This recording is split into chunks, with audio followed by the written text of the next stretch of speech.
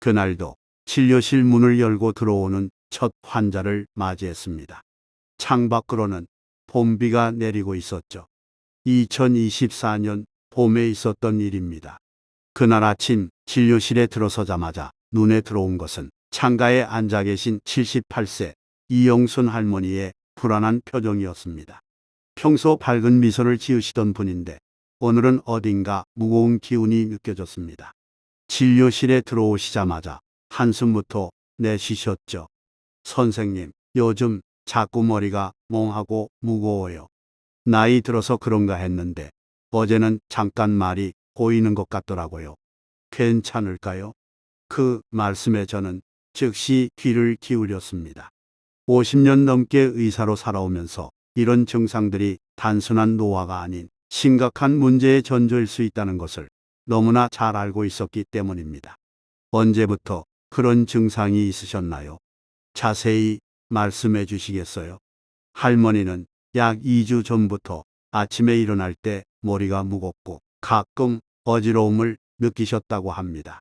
처음에는 잠을 못 자서 그런가 하고 넘기셨는데 어제는 손녀와 통화 중에 갑자기 말이 꼬이는 것을 느끼셨다고 하셨습니다. 손녀가 할머니 괜찮으세요? 하고 물어보더라고요. 그제서야 내가 말을 이상하게 하고 있었다는 걸 알았어요. 잠깐이었지만 무서웠어요, 선생님. 저는 할머니의 손을 잡고 안심시켜 드렸습니다. 잘 오셨습니다. 이런 증상은 절대 가볍게 넘기면 안 되는 것들이에요. 지금 바로 검사를 해보겠습니다. 신경학적 검사와 혈압 측정, 그리고 긴급 CT 스캔을 진행했습니다. 결과는 제가 우려했던 대로였습니다. 이영순 할머니는 뇌혈관이 일시적으로 막혔다가 다시 뚫린 상태로 뇌졸중의 전조 증상이었습니다. 다행히 빠르게 발견하여 적절한 약물 치료를 시작할 수 있었습니다. 할머니에게 상황을 설명해 드리자 처음에는 놀라시더니 이내 안도의 한숨을 내쉬셨습니다. 아이고, 그냥 나이 든 탓이라고 생각했는데 병원에 오길 잘했네요. 선생님, 정말 감사합니다. 이 할머니는 남편을 일찍 여의고 혼자 살고 계셨습니다. 자녀들은 모두 해외에 살고 있어 1년에 한두 번 만나는 것이 전부였죠. 그런 상황에서 몸에 이상이 생겨도 괜히 자식들 걱정시키기 싫다며 혼자 참고 계셨다고 합니다. 선생님, 사실 이런 증상이 한 달 전부터 있었어요. 근데 나이도 많은데 뭘 더 바라겠나 싶어서 그냥 참았어요. 자식들 걱정할까봐 말도 못했고 그 말씀을 듣는 순간 제 마음이 무거워졌습니다. 얼마나 많은 어르신들이 이렇게 증상을 무시하고 계실까요? 나이 들었다는 이유로 건강에 대한 관심을 포기하는 것은 우리 자신을 소중히 여기지 않는 것과 같습니다. 저는 할머니에게 앞으로의 치료 계획을 설명해 드리고 무엇보다 중요한 것은 몸의 신호에 귀 기울이는 것이라고 강조했습니다. 그리고 혼자 사시는 만큼 응급 상황에 대비하는 방법도 알려드렸습니다. 할머니, 매일 정해진 시간에 자녀나 이웃과 통화하는 습관을 들이세요. 그리고 응급 상황에 대비해 119와 가족 연락처를 냉장고에 크게 붙여두세요. 그리고 이 패스트라는 단어를 기억하세요. 페이스, 얼굴이 한쪽으로 처졌는지, 안팔이 저절로 떨어지거나 힘이 빠지는지, 스피치 말이 어눌해지는지, 타임 증상이 시작된 시간. 이 네 가지만 잘 기억하셔도 응급 상황에서 큰 도움이 됩니다. 할머니는 고개를 끄덕이시며 메모를 하셨습니다. 그리고 이렇게 말씀하셨습니다. 선생님, 오늘 정말 감사해요. 이제 내 몸의 신호를 무시하지 않을게요. 내가 나를 사랑해야 건강하게 오래 살 수 있다는 걸 오늘 깨달았어요. 진료를 마치고 다음 환자를 맞이하기 전 창밖을 바라보며 생각했습니다. 오늘 이 할머니처럼 몸의 신호를 무시하고 계신 분들이 얼마나 많을까요? 특히 우리 노년층에서는 나이 들면 다 그런 거지라는 생각으로 중요한 증상들을 놓치는 경우가 너무 많습니다. 뇌졸중은 60세 이상에서 특히 조심해야 합니다. 실제로 뇌졸중 환자의 80%가 60대 이상입니다. 우리 나이가 되면 혈관도 함께 늙어갑니다. 젊었을 때는 탄력 있고 유연했던 혈관이 나이가 들면서 점점 딱딱해지고 좁아지지요. 저도 몇 년 전 아침에 일어나 세수를 하다가 문득 거울을 보니 입꼬리가 살짝 내려가 있는 걸 발견했습니다. 피곤해서 그런가 하고 넘기려다가 의사로서의 직감이 위험 신호를 보냈지요. 바로 병원에 가서 검사를 받았고 다행히 작은 혈관 문제를 조기에 발견해 큰 문제 없이 회복할 수 있었습니다. 만약 그때 나이 든 사람이 그래 그럴 수 있지라고 넘겼다면 어떻게 되었을까요? 생각만 해도 아찔합니다. 오늘 하루 진료를 마치고 집으로 돌아오는 길 비가 그치고 맑은 하늘이 드러났습니다. 이영순 할머니와의 만남이 계속 머릿속에 맴돌았습니다. 그리고 오늘 만난 여러분들께 꼭 전하고 싶은 말이 생겼습니다. 여러분, 혹시 손발이 이유 없이 저리거나 갑자기 말이 어눌해지거나 어지러움이 자주 느껴지신 적 있으신가요? 나이 들어서 그렇겠지 하고 넘기신 적 혹시 있으셨다면 그런 작은 증상들이 때론 생명을 위협하는 뇌졸중의 전조일 수 있습니다. 뇌졸중은 갑자기 쓰러지면서 시작되는 병이라 생각하시기 쉽지만 실은 우리 몸은 그보다 훨씬 먼저 조용히 신호를 보내고 있습니다. 마치 오래된 친구가 작은 목소리로 속삭이듯이요. 이 신호를 제때 알아차리고 대처한다면 충분히 막을 수 있는 병이기도 합니다.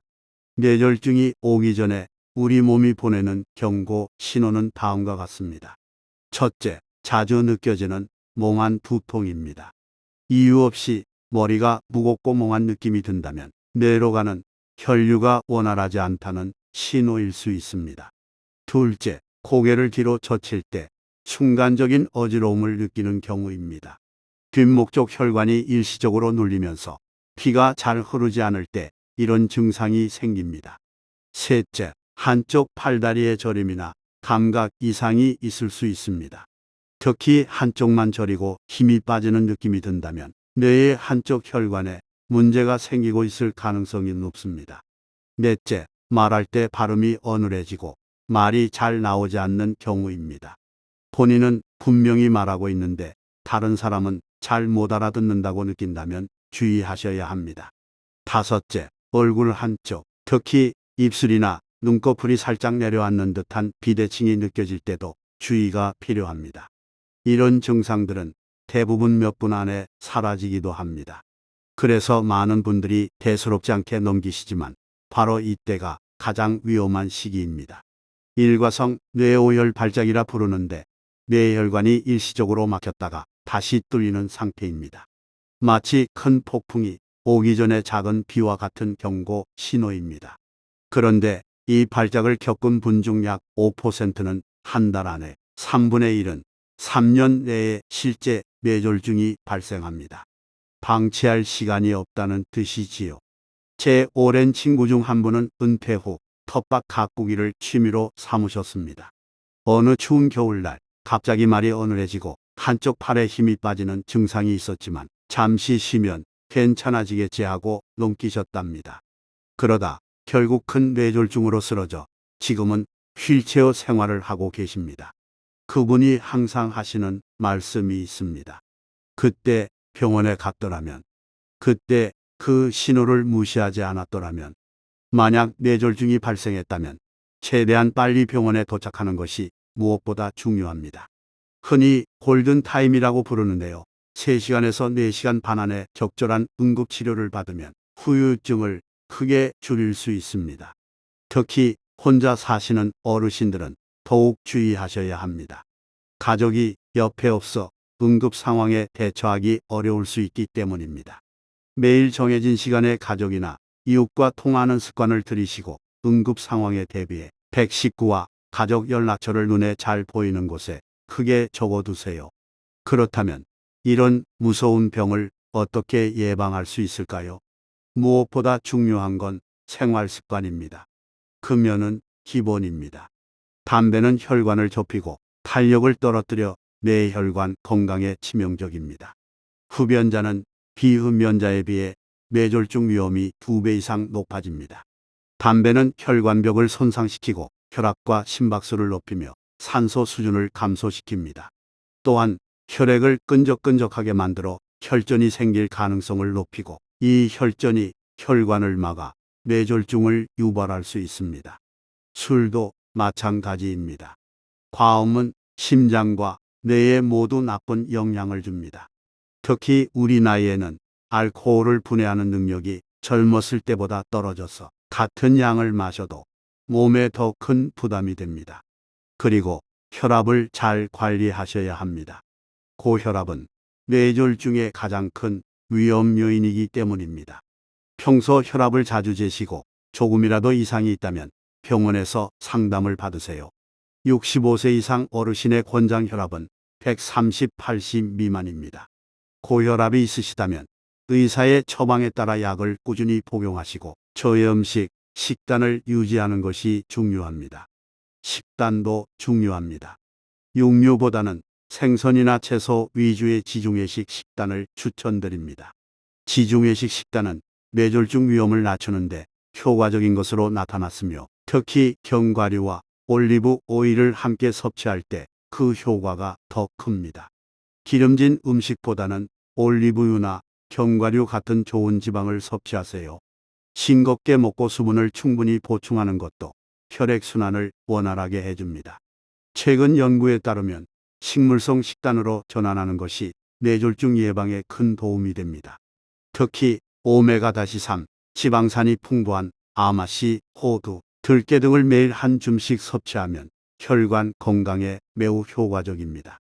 이러한 식품들은 혈관 내 염증을 줄이고 혈액순환을 원활하게 해주는 효과가 있습니다. 또한 최근 의학계에서는 수면의 질이 뇌졸중과 밀접한 관련이 있다는 사실이 밝혀졌습니다. 하루 6시간 미만의 수면은 뇌졸중 위험을 최대 4.5배까지 높일 수 있습니다. 특히 수면, 무호흡증이 있는 분들은 더욱 위험합니다. 코골이가 심하거나 수면 중 호흡이 멈추는 증상이 있다면 반드시 수면 클리닉을 방문하셔서 검사를 받아보시길 권합니다. 마지막으로 스트레스 관리가 뇌졸중 예방에 중요하다는 점을 강조하고 싶습니다. 만성적인 스트레스는 혈압을 상승시키고 염증 반응을 촉진해 혈관 건강을 해칩니다. 최근 연구에 따르면 하루 10분의 명상만으로도 스트레스 호르몬인 코르티솔 수치를 15% 낮출 수 있다고 합니다. 저는 환자분들께 478 호흡법을 알려드립니다. 4초간 숨을 들이마시고 7초간 숨을 참고 8초간 천천히 내쉬는 방법인데 하루 5분만 해도 혈압 안정에 놀라운 효과가 있습니다. 제 환자 중 한 분은 이 호흡법을 꾸준히 실천한 결과 3개월 만에 혈압약 용량을 절반으로 줄일 수 있었습니다. 그분은 이제 매일 아침 일어나자마자 그리고 잠들기 전에 이 호흡법을 실천하신다고 합니다. 처음에는 효과가 있을까 의심했는데 이제는 하루라도 빼먹으면 뭔가 허전해요. 마음이 차분해지고 혈압도 안정되니 일석이조죠. 라고 말씀하셨습니다. 또한 규칙적인 운동이 뇌졸중 예방에 매우 중요하다는 점을 강조하고 싶습니다. 특히 유산소 운동은 혈액순환을 개선하고 혈압을 낮추는 데 도움이 됩니다. 하지만 무리한 운동은 오히려 역효과를 낼 수 있으므로 주의해야 합니다. 저는 환자분들께 매일 30분에서 1시간 정도의 걷기를 권합니다. 걷기는 안전하면서도 효과적인 운동이며 특히 노년층에게 적합합니다. 제 환자 중 75세 이종석 할아버지는 뇌졸중 위험이 높다는 진단을 받은 후 매일 아침 산책을 시작하셨습니다. 처음에는 10분도 힘들어 하셨지만 6개월 후에는 1시간씩 걸을 수 있게 되셨습니다. 그 결과 혈압이 안정되고 체중도 5kg 감량하셨습니다. 이제는 아침 산책이 하루의 낙이에요. 몸도 마음도 훨씬 가벼워졌습니다. 라고 말씀하시는 할아버지의 표정에서 건강한 노년의 모습을 볼 수 있었습니다. 사회적 관계 유지도 뇌졸중 예방에 중요한 역할을 합니다. 고립된 생활은 우울증과 스트레스를 증가시키고 이는 뇌졸중 위험을 높일 수 있습니다. 저는 환자분들께 지역사회 활동에 참여하거나 친구들과 정기적으로 만나는 것을 권합니다. 특히 혼자 사시는 분들은 더욱 신경 써서 사회적 관계를 유지하셔야 합니다. 제 이웃에 사시는 80세 김용희 할머니는 매주 2번씩 노인정에서 친구들과 만나 노래교실에 참여하십니다. 노래를 부르면 스트레스가 풀리고 행복해져요.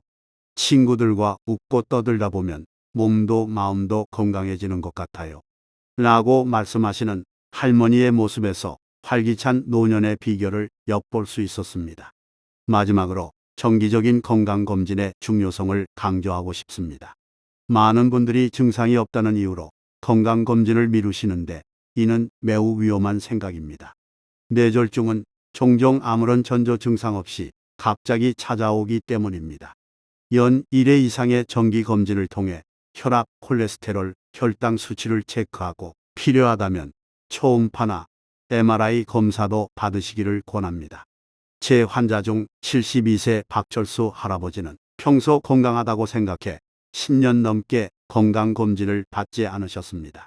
우연한 기회에 받은 검진에서 심각한 경동맥 협착이 발견되어 바로 수술을 받으셨습니다. 그때 검진을 받지 않았다면 큰 뇌졸중으로 이어졌을 거예요. 이제는 6개월마다 꼭 검진을 받습니다. 라고 말씀하시는 할아버지의 사례를 통해 정기 검진의 중요성을 다시 한번 깨닫게 됩니다.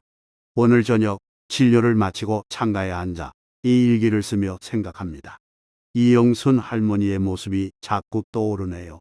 할머니는 오늘 검사 후 약을 받아 가시면서 이렇게 말씀하셨습니다. 선생님, 오늘 이렇게 와서 정말 다행이에요. 이제 내 몸이 보내는 신호에 더 관심을 가질게요. 그 말씀을 들으며 저는 다시 한번 제 직업의 보람을 느꼈습니다. 한 사람의 작은 변화가 그분의 인생 전체를 바꿀 수도 있으니까요.